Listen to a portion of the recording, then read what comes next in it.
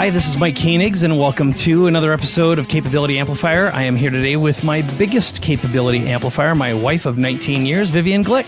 Hello. Hi. So excited. Yeah, me too. So I'm going to frame this a little bit for everyone here just to give you a little sense of what's going on.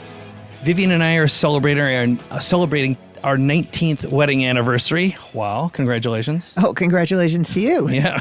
And we're still alive. We are. We've made it this far without either killing each other or being killed, but that's supposed to be funny.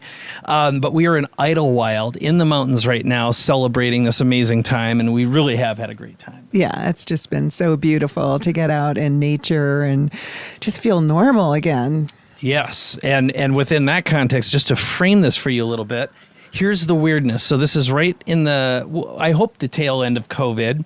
Our son just finished and graduated high school in the middle of COVID. Absolutely strange. We decided to do this episode for you because we wanted you to experience what it's like to live with us and go through some coaching, because we're both in an interesting state of new reinvention and transformation, as I suspect you are too. All the virtualization, digitization, dematerialization that's been going on. But with Vivian specifically, she's at a really fascinating turning point in her life and career, and we're going to go through that today. By the way, that again, just to put all of this in perspective, because Zach is just finished high school, it's been a weird year for him, to say the least. No graduation. In the middle of COVID. This past week, I would say I had my first real conflict with him, and it was a values conflict. I mean, it was a confrontation. It was a full-on confrontation, and I had to get really, really firm to establish whose house this is and what behaviors are acceptable in our home. And that was a big deal for us because, as you know, he's been a great kid overall. Yeah, and we just have such a peaceful, quiet home for the most part. We do. He's not our a lot only of drama. No, and he's not a drama kid either. However, it entered in. So there was that going on.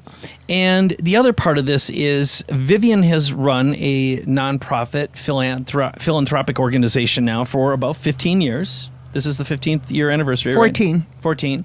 It's called the Just Like My Child Foundation. And just maybe what you could do is just give everyone a little perspective on what it is, and let's do the little commercial of what Just Like My Child is all about and what the great opportunity is for you. Sure. So Just Like My Child Foundation was really founded after the birth of Zach, and I had 2 subsequent miscarriages after he was born, and I just was so passionate about the potential of children that I thought, wow, how can it be that so much is going on in the world where children who are just like my child, whether they live or die is determined by where they're born. And so I just sort of lifted the lid off of international development. One thing led to the other. I ended up in Uganda, East Africa. And as I often tell the story, the very first night that I was there, I watched a 14-year-old girl die in childbirth at this hospital we were staying at. And she left behind a very vulnerable infant baby girl, and in the care of the baby's grandmother, who also was ignorant, vulnerable, uneducated, and didn't have the means to manage the girl. And so fast forward, we did a lot of work, built hospitals, schools, etc., and very quickly realized that nothing would change unless we interceded in the life of an adolescent girl before she fell off track, before she was forced into child marriage like this baby's mother was. And as we did our international development research, realized that there are 100 million girls like this teenage girl who was forced out of school, forced into early child marriage, died in childbirth, and so many girls are at risk, and yet they are the incredible potential for change and transformation on the planet, from the environment to population control to food security. And so we created a program called Girl Power Project, which we now have reams and reams and reams of data on. that is proving to change the belief system that girls have about themselves and enabling them to get the community support to stay in school, etc. And it's just basically an empowerment training program that takes place over a 2-year period of time. And we have been able to reach well over 20,000 kids and 200,000 community members. It has definitely saved lives. I mean, the work of Just Like My Child has saved thousands and thousands of lives. But really, what we're focused on now is how to take this work and go global with it, to really scale it in a way that has massive legacy and impact and transformation. And really, let's face it, if more women were involved in leadership and in charge, what we're seeing now and the way that this pandemic and worldwide health issue is going down, it would be very, very different. Right. And just to, again, maybe add a little more credibility here, if there wasn't enough already, you've been recognized by Clinton Global Initiative, the Obama's Let Girls Learn program, went to the White House several times. One of your directors has been going to Oxford, so now there's Oxford recognition and support, and also about to be published by Texas A&M University, which is not a... I know it's deeply funded by the Bush family. So it's across the board. They have a Bush school, but okay. Yeah. The point I'm trying to say is this is not a political organization that Vivian has. It bridges many cultures. Also recently started doing work in South Dakota with Native American girls and in India. So it is now ready to be truly international, and all of this content can be rolled out to the United States as well, because that's one of the big things that people would always say, why aren't you doing stuff in the United States? But what I really want to get to is you're at a crossroads. Right. Because for so long, we together, your organization has been raising money from individuals, millions of dollars through every means possible, dinners and galas and events and for example, Dan and Babs have been big supporters of yours. Many, many people, celebrities have gotten involved, but the crossroads is here. So what's the crossroads, and what are you dealing with internally right now? Your inner conflict, your inner challenge that you see, and the big opportunity. Mm-hmm. Mm-hmm. Yeah, so about 2 years ago, I started to see that the way that we were delivering the content was slow and methodical and expensive to keep going and to keep raising money for. And so anybody who's created a nonprofit at some point looks at legacy and sustainability. And I will say from the bottom of my heart, when my brain tripped over Girl Power Project as a possibility for transformation, I knew right then and there this had to be global. Yep. So the way that we created it was as something that was a replicable curriculum and could go from country to country to country. And then we came to the crossroads where we had the data and the knowledge to know that it worked. But now how do we do it? And at the same time, without a doubt, I was burned out from that fundraising model. Yep. There was nothing that I wanted more than to stop asking my friends for money. And I think that this is a very across the board thing. And I feel as though what we've created is something that global philanthropists can invest in to create a worldwide legacy and transformation. And that's really the crossroads of where we're at. And I will tell you that it was a big dream of mine to start working in the United States. And we had this great opportunity to start working with the Native Indigenous women in South Dakota, where the murdered, missing rates are 10 times what they are for any normal American. And just what's happening under our eyes with such incredible culture and heritage, and it's just being thrown to the side, and girls are so vulnerable. We started to have this opportunity, and I realized that going door to door with this work was going to take forever. Yep. And so it popped in my mind, what if we took it virtual? What if we created basically Sesame Street TV for girls or Netflix for girls, girl power TV, and through a web-based app and a mobile app and possibly streaming content. And this idea just exploded in my head. And it's hard. It's really hard to put into a package and to communicate. And I'm sure that this is going to happen. Right. And also just to go back a little bit to the challenges as a couple, for example. So I'm a serial entrepreneur. I've been through many, many reinventions. You've got this going on. Our patterns for years, our struggles as a couple, where I'd be going through a massive growth surge or a decline, the entrepreneurial roller coaster. And at the same time, for Vivian, she would be going through a challenge where it'd be like fundraising time. So it's like 4 months. I wouldn't see much of her. She'd be very, very consumed. And we're alternating. And it's tough. It's very, very hard as a couple to go through that. And watching you go through this struggle, and also we both have found we've figured out a way to advise and coach each other without damaging our relationship, in fact, enhancing it. But that has been incredibly it's required a lot of maturity on both of our parts to be coachable and be able to create a container where we'd be in coaching time and advisory time, and then we'd be couple time. So this is the consultative part of the show. I'd like to begin with one of my favorite questions, which is, how can I make this experience for you an 11 on a scale of 1 to 10? What's your biggest takeaway? What would you love? From the offering of a consultation? Yes. So our goal here is to help guide you through this evolutionary state. You've got a great opportunity in front of you to revolutionize Girl Power, the Girl Power Project, and create and transform this Girl Power TV, the app.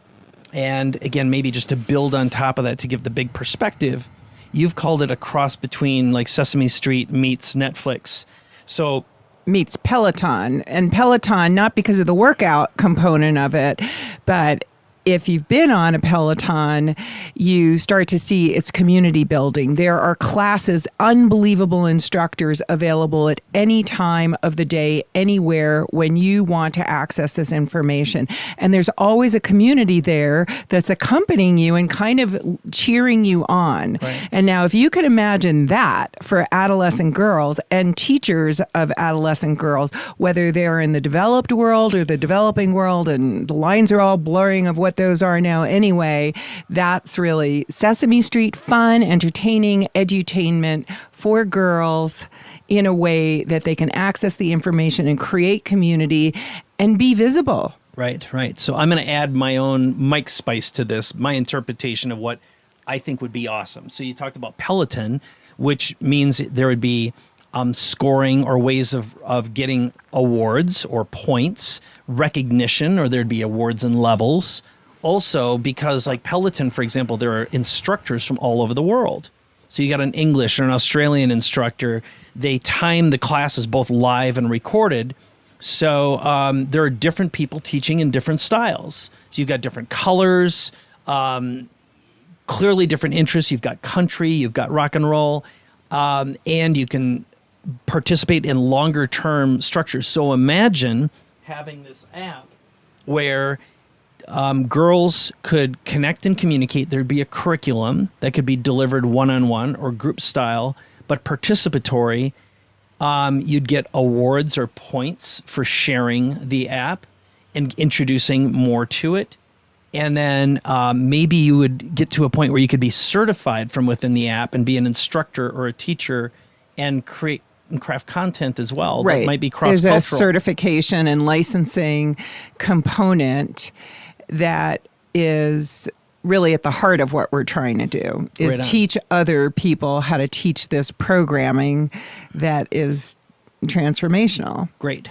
So that's one of the outcomes. So this is a big project, and you had recently had a big meeting, and I'm going to get back to you answering the question in a moment, but I thought just filling in the gaps would be important.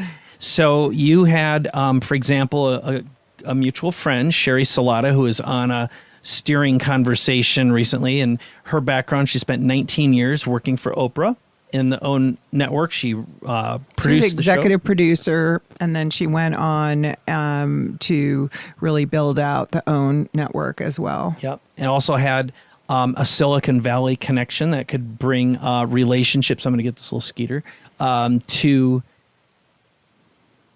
financial connections. I don't know how through another avenue. Yes, yeah. So the bottom line here is you're at a place where you could have access to some major donors and major investors in this project. There's this big vision. We have relationships that could execute and build it. In other words, we have the who's to solve the how's. At least we've got relationships that could lead to that. Right. I've got some, you've got some Definitely. that are piling up. So let's get back to making this conversation an 11 on a scale 1 to 10. What would you like to walk away with? And what is the moving forward challenge that you have to pushing this project forward and making it a reality, truly manifesting it? Yeah, that's a really good question. I would say all of the bells and whistles are there, but ultimately what I need is courage. You know, it's such a big vision for me that, you know, it's on the edge of, am I crazy or not? You know, it's sort of like the Wright brothers with the airplane and, you know, or Thomas Edison with the light bulb or the phone or whatever. I'm like, I see it. I can totally see it. But there's part of me that when I get questioned about the breadth of it or what exactly is it? And so part of it is courage, but I think part of that courage comes from really being able to simply articulate what phase 1 is, phase 2, phase 3, and then to not go broader, but to get really clear. So there are buckets. And then to really, I mean, along with the courage, I always do so well just having like a backup singer, you know, with me to help me pitch, because these pitches to these potential donors they're big, and you don't want to mess them up. And you want to be real and inspire people. Right. And I'm going to fill in a couple of gaps here as well. So when I hear courage, I always go to the key to experiencing and having courage is having clarity first. So you need clarity of vision. The second part is really understanding who your target audience is and having a really simple, elegant message to share. And my pitch, exactly. And so my favorite story about a pitch that I have in my head is always to have someone approach you saying, I've been looking for someone just like you. I already know I want to work with you. How do we start working together? And so in order to accelerate and amplify and create this courage inside of you is being able to really understand who your audience is and feel as though you can have a conversation with that individual like you're sitting down with an old friend, or better than that, they approach you. So let's imagine for a moment that we can craft a message and a mini pitch that can go to this ideal person by way of a referral. That's the key. So having someone say, you've got to check out this incredible concept by my friend Vivian Glyck. She's been running this organization, and I think a partnership between the two of you would create an unbelievable legacy for who you are.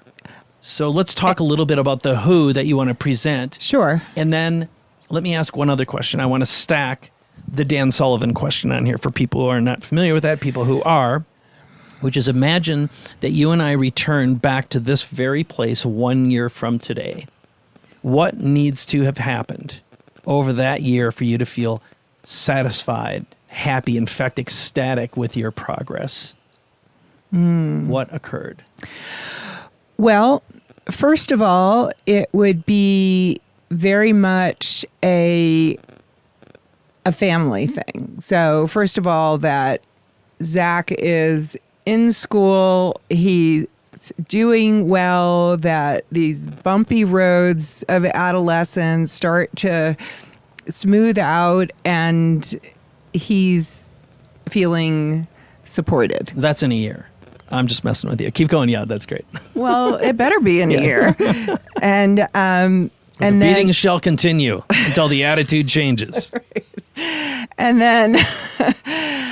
then I think just in terms of my health and well-being, to just, continue to build my own internal strength and well-being and sense of longevity, and I think from there everything else comes. So with regards to this girl power TV concept,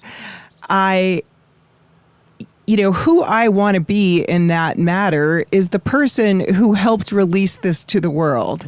I don't want to be the one who is the doing all of the time. Right. So I want to have hired the world's most preeminent child entertainment education experts, people who really know how to create a platform, whether it's subscription based or streaming based, to start getting this message out to the world, to have hired the best licensing and certification online support experts who are passionate about enabling really women all over the world to teach girls about their own personal power. So that goes back to having the who's to make the dream come true. Right. And that comes down to a secondary message, which is being able to communicate this big vision in a way that they feel elevated hearing it and super excited thinking about having an opportunity to play with it. Right. Not to mention having the money, the right Oh, fit wait, person. let me Go ahead. just say. Yeah. In a year from now, we will have raised $25 million for this concept, and there will be millions each year to reinvest, and we will have partnered with a philanthropic investor who is ready to take this institutionally, into their organization. Great. So I'm going to just repeat a few things that I hear because my man brain immediately was like, well, I wouldn't have gone the right way. You went straight to family first. Even though I was asking a question, my brain was like, we're already in business. We established this family. So it was great that you went back to that. So it was about Zach and then your own health and well-being. Where the hell were we in that thing? But that's okay. I'm messing with you here. We're great. Yeah, we're doing fine. And then onto the big vision, which immediately went to the who, which is being able to work with world-renowned experts and being able to attract them and retain them, which implies all this stuff. And then we got to the number, the 25 million. So I think my interpretation of what I want to support you with here is crafting the message. So we've got message 1, message 2. And that comes down to the right fit investor and then the right fit who's that would be incredible. And even having those defined and know who they are, shoot for the moon, swing for the fences.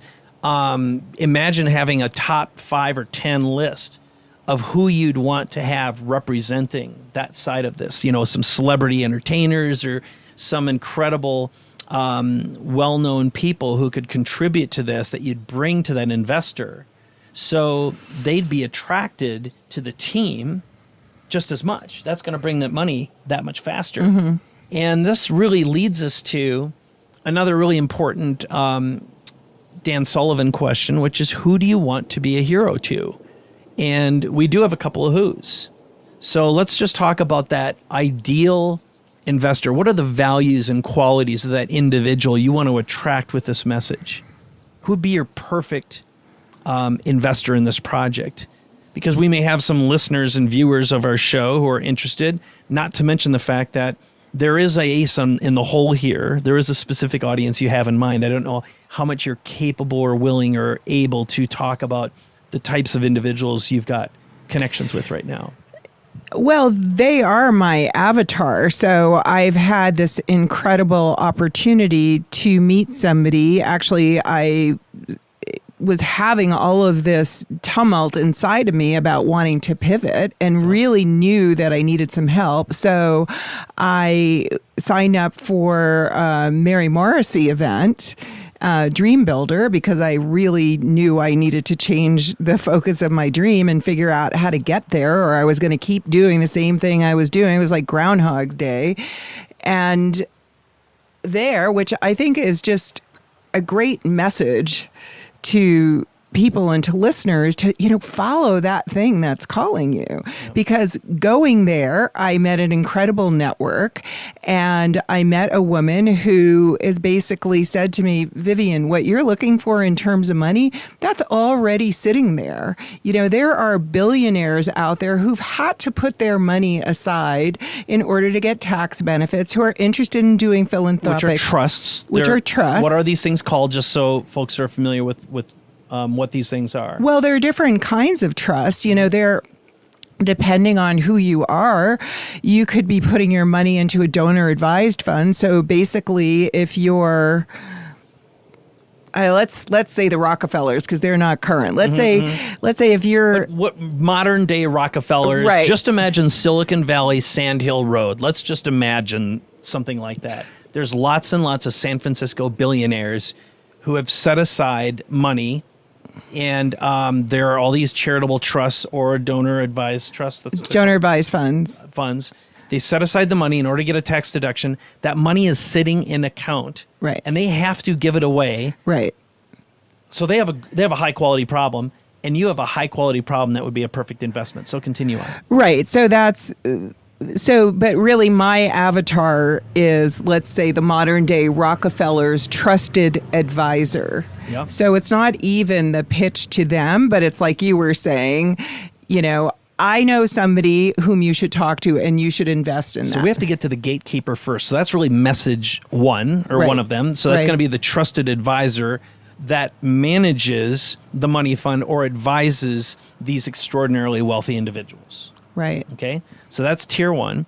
Tier two is the individual, which is knowing who they are and being able to craft that message. Or the family. It could be the family. Right.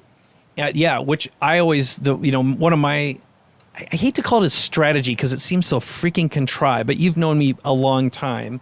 When we're at a big party and there's the grand poobah there, I always go meet the wife. I want to spend time with the wife because I'll get to know that individual, and they're usually sitting off to the side, or the spouse, because sometimes it's the woman who's the big poobah. But it would be like make this attractive to the spouse of the money holder, because they might be the fence keeper, the values setter, just like in our relationship. If someone spends their time getting to know you, because you have a nose for who's filled with the shenanigans and who isn't, and you'll come and say, I really think you ought to meet so-and-so. They came and spoke with me while you were busy talking to blah, blah, blah. And that's it's a great connector. So I went off on a tangent to illustrate a point. Hasn't anybody tried to get to me through you? Yes, they have. Yeah. Okay. Mm-hmm, yeah. Uh-huh. And yes, thank you, honey. And so we've got, again, gatekeeper, the donor, and then talent. And then the big message ultimately will be, how do you craft the commercial describing girl power to, it's sort of like, imagine a TikTok commercial or a Facebook commercial to the user. It's got to be entertaining and educational. So it's gameplay, it's TikTok, it's Netflix, it's Sesame Street, as you say, and it's being popular. It's appealing to our basic needs, our basic desires that are always there. Yeah. Okay. So any reflection back on what I just blathered on about? How did that hit you? I mean, I think it's stating the direction that we need to go in. I think what I would really value, getting out of this conversation, in addition to the courage, is the clarity. It's really the pitch, because sometimes when I talk about it, it just feels like me talking about it all, all those insecurities we carry through the years about, are we articulating this correctly? But when somebody repeats it in a way that distills the conversation and the message, like you do that, and Sherry Salata has done that. I mean, she just was like, oh, you mean so that you create something that any girl can access anywhere on the planet with the touch of a button in order to transform her life. And I'm like, yeah, that. Okay. So I'm going to play Let's Pretend. Normally I'd be sketching this out and writing it down, so I'm going to have to just I'm going to call it freeballing it. I'm going to freeball it with you right now. That's for you naughty boys at home. That's when you don't wear underwear with your shorts. No, but it's also it's commando. Commando. It's another way of describing it. But it's also the way I start working on a pitch, because to articulate this, we'll play Let's Pretend together. So let's pretend that the who we want to attract will be the gatekeeper initially. That's the first step. And you've already had a conversation with a gatekeeper. Well, the truth is that I can talk to the gatekeeper next week. So what do I tell them? I have keynotes made. I have presentations made. Super. To me, they feel like they're a little long and clunky, but you always want to tell your whole story. So let's just cut to the chase. I can talk to the gatekeeper of major family trusts within the next week. Great. So the first thing is, what we've got to do is come up with a minimum viable product, MVP. This would be the minimum viable message. Pitch. Or pitch. MVP, that'll be another, minimum viable pitch. It's fine. Oh, look at that hawk. Big hawk just flew by. Wow, what a great day this is. Wow. So, beautiful. Wow. It's so nice to be out here with you. It's just really pretty. It's too bad we can't turn the camera around. So. Yes. Okay. Well, who knows? We've got B-roll. We'll put it on social for you. So here would be the key things: is we have to have the fewest number of words, shortest period of time. So imagine for a moment being able to have. Well, I think I'd have 20 minutes. You do, but you want to do it in little mini chunks. I always say, make a message that's easy to share and refer. And anytime I communicate with someone, here's what I go through. My mental image is, first of all, I want to speak to that individual and appeal to them.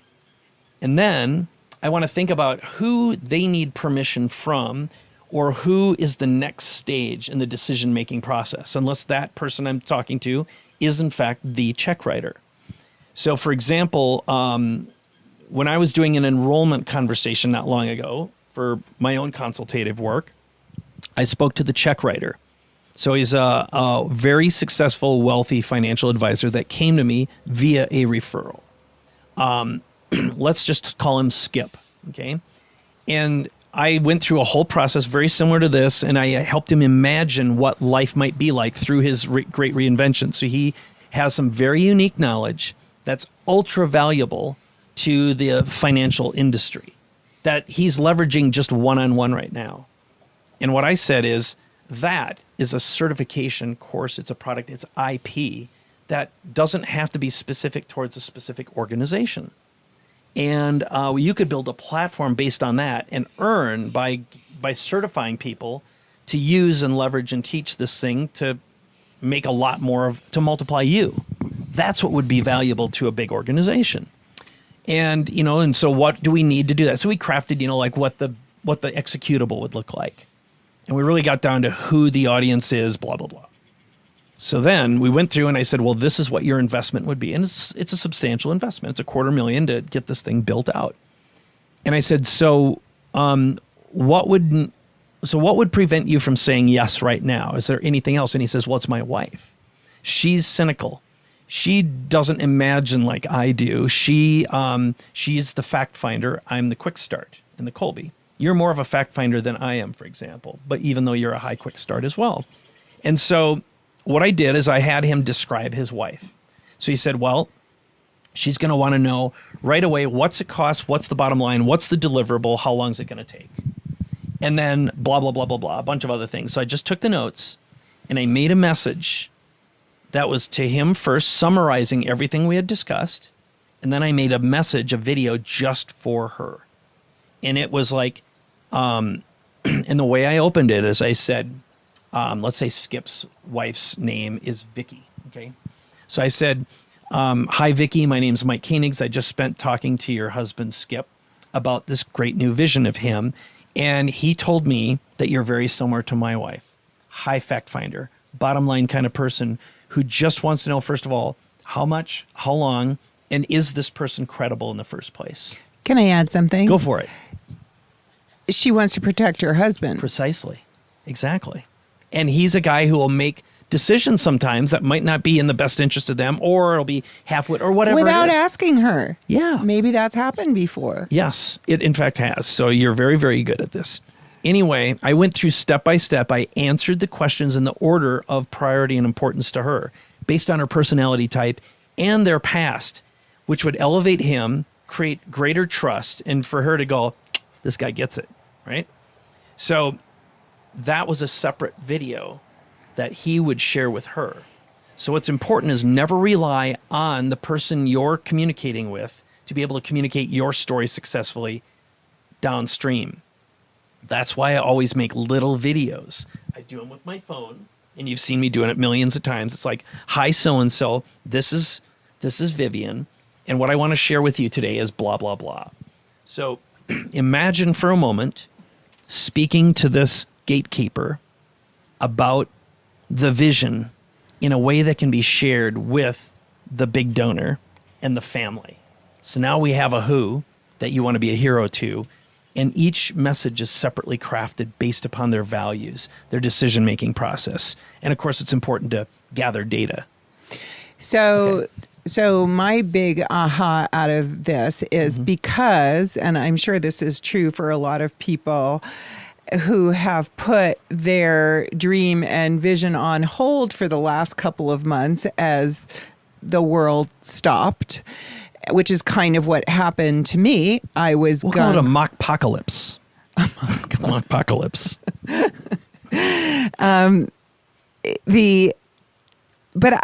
I'm actually, and I think so many people have come to this place where they're just always looking to gratitude for this moment because it's what's keeping us sane. And I'm remarkably grateful that I've had 2 months to really pull this pitch together. And it's a great pitch. And it's just as you say, it's too many details, too many words, it's too long, which means you're trying to communicate with too many audiences at once.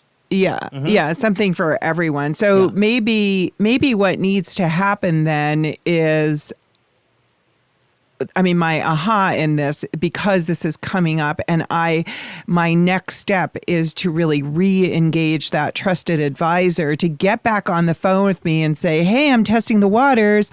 Are these, is this a time to start having the conversation again? Here's who we've brought on board to help us with this. We're putting a pitch together, but maybe it would be beneficial to have a conversation before we craft the next message. Right. And just imagine rather than right now, trying to just like, what is it when you shoot shotgun? Shoot your load too No, fast. not that. Okay. When you Shotgunning? shoot shotgunning, Oh, yes. Everything goes all over the place. Sorry, Mom. Okay, yes. My mom wouldn't even care anymore. I'm mom. I know. I'm a mom. Uh-huh. Yeah. You are. You are a mom. Okay. But that's not all. That you are. You're so much more, and you're unbelievably, delectably beautiful and Why, delicious. thank you so much. You're welcome. It's true. So what I would throw out is, if we were to brainstorm right now, so some of the things are, first of all, we want to make him look good. And it's sort of like, imagine him bringing this great vision to these donors and say, I've got something super unique. And I know what you want to do is say, there are I like opening up with some stats that are irrefutable. So imagine a stat, an irrefutable. I know the conflict buttons are going to fly up here, but for example, I like to draw from Harvard Business Review, some well-acknowledged, data-driven organizations that are nonpartisan. According to the over 100 million girls are blah, blah, blah every year. And then something about what's going to happen if something isn't done about it. So fact, disaster. But there's an organization, they've been around 15 years, recognized by the Clinton Global Initiative, part of the Obama's Let Girls Learn. Of course, that'll activate some political activators for someone who's highly conservative. So then what you want to do is... I have the Bush School of Government in there. There you go. You drop that in. Then you drop in an Oxford quote, and then published in Texas A&M, and has data proving they've saved over 20,000 girls. Uganda... South Dakota, India, ready to go global, and it is like Netflix meets Sesame Street meets Peloton. What does that mean? Boom, boom, boom. Okay, so that could be communicated inside of 2 minutes. Okay, stats, Then, so that would be the little video for the advisor. This is right. I just want to get back on the phone with him. Right. So, what it could. Yeah, and that would be what I would do if it were me is I'd go through your connection M, who is the relationship, and see if she can arrange the conversation without you having to lift, because a referral is always better. Oh, unless you've got a direct, we're already right? doing that. Good. So. And then I do a fact finder, which is what do you need from me to present and put in front of the family? And I would ask again the, so that would be in the 2-minute video. So here's the structure of the video. It could be 4 minutes total, but it's the stats, the data, the big vision, followed by the here's why I'd like to connect with you. Something super direct. Our goal and you could say, here's what I have available to you. I may or may not mention the numbers. I'd ask the advisor, the trusted advisor, about that.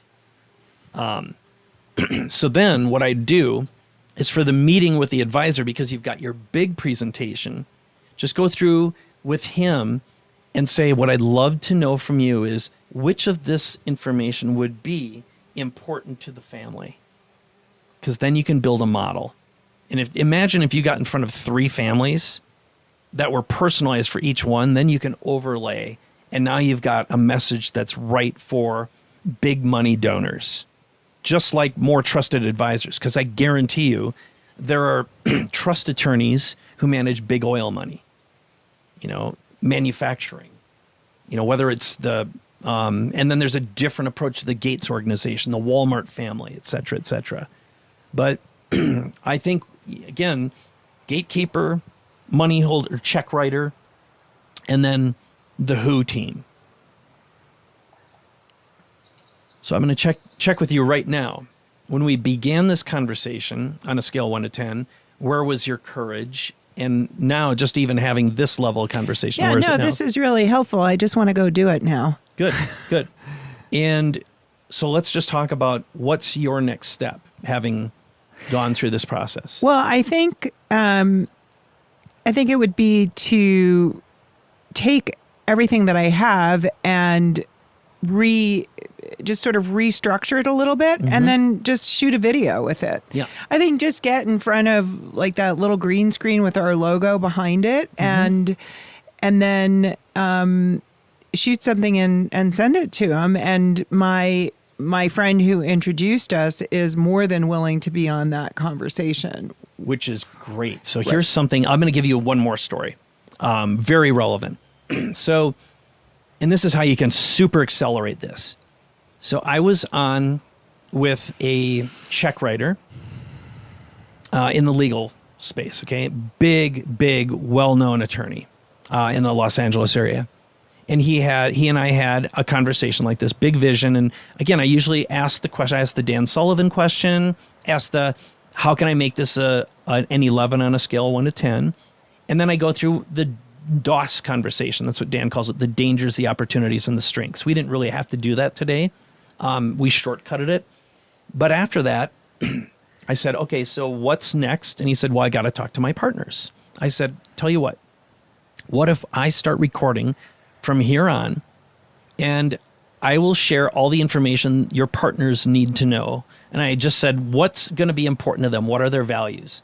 Boom, boom, boom, boom, boom, 5 or 6 of them. So inside of Zoom, I clicked the broadcast to YouTube button, which I did an unlisted video. And I clicked, I started, I go, I had him open up, hi, partners, this is Mike Koenigs, he's this da-da-da, telling the story that I knew whatever his intro is going to be the right intro. So describe me in the language they will understand as far as what you understand I do. And then I said, thank you. I'll call him Josh. Thank you, Josh. Hi, team. And I looked right at the camera. Here's what Josh and I just talked about.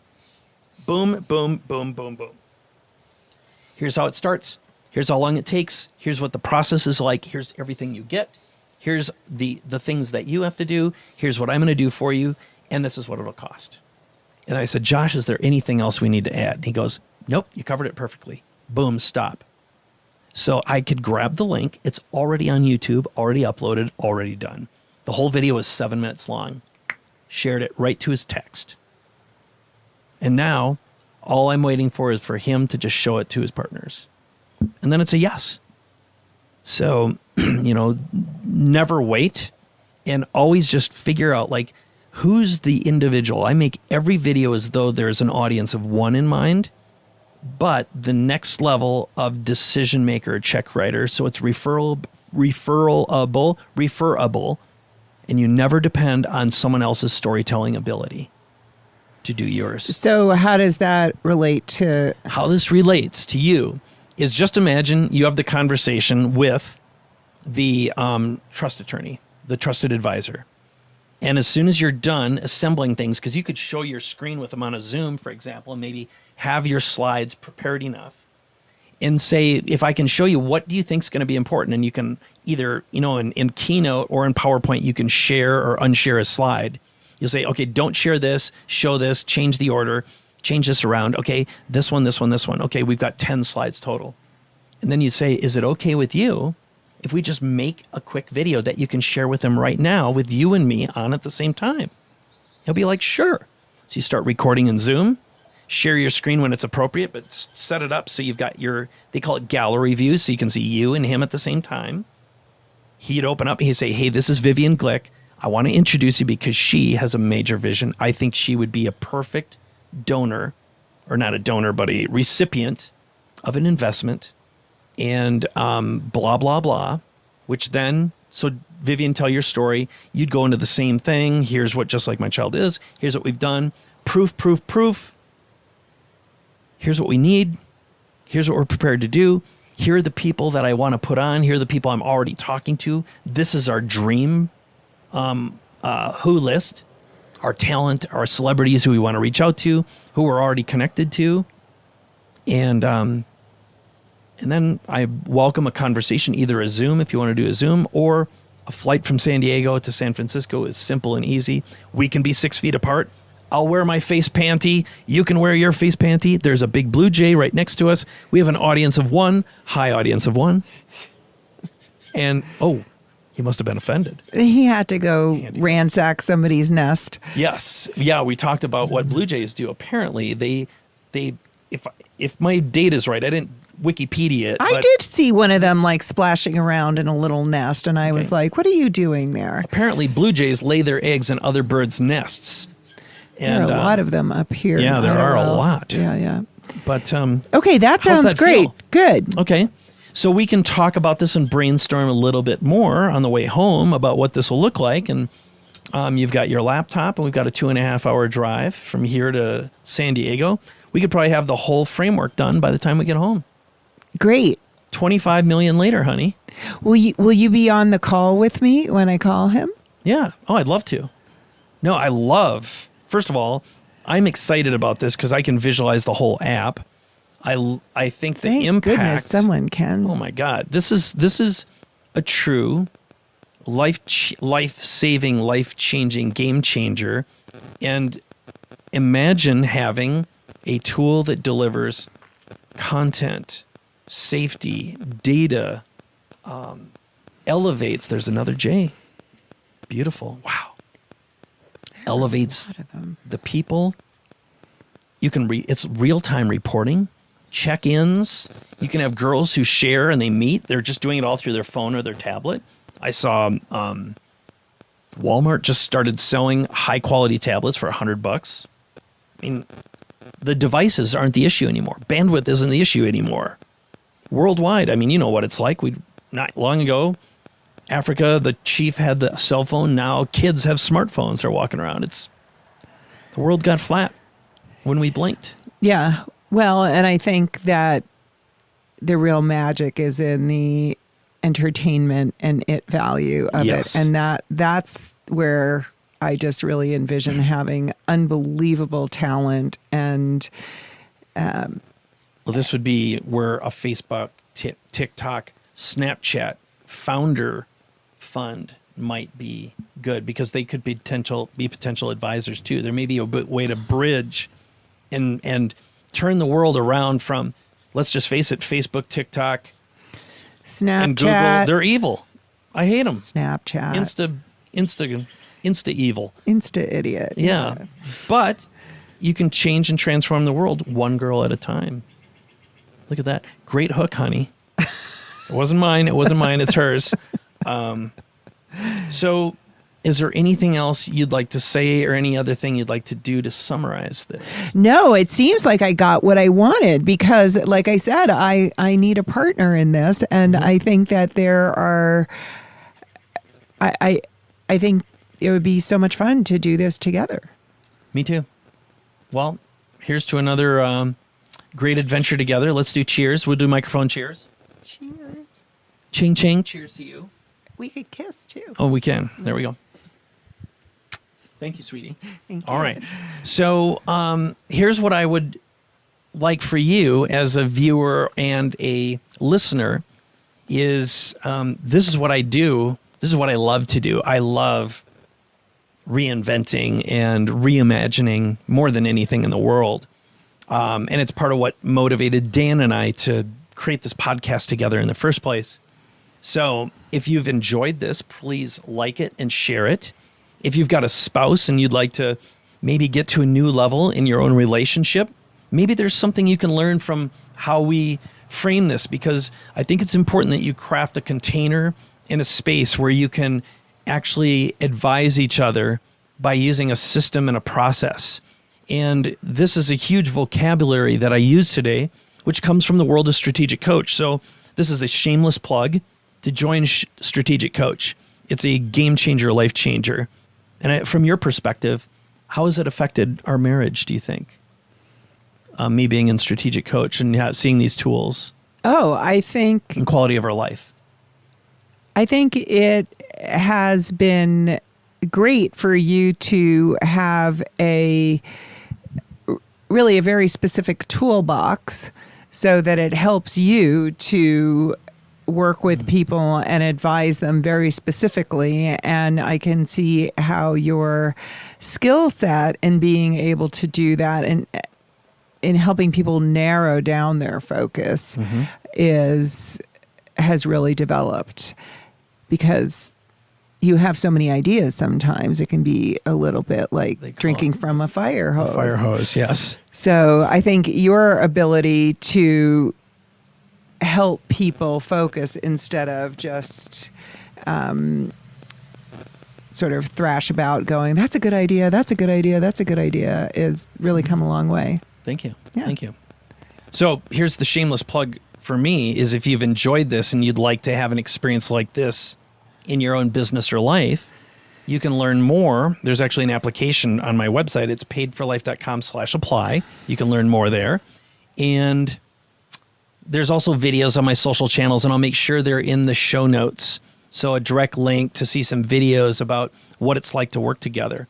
So that's my shameless marketing plug of the day. Is that all right? Yeah, and if you're interested in transforming the world one girl at a time, go check out justlikemychild.org or send me a message directly at info@justlikeMyChild or through our contact form, because I know that there are a lot of people out there who are looking to make a difference. Yeah, and who knows? Maybe you're a right fit who to participate in this. Maybe you're a trust attorney who is connected with wealthy individuals who would love to participate in a vision like this.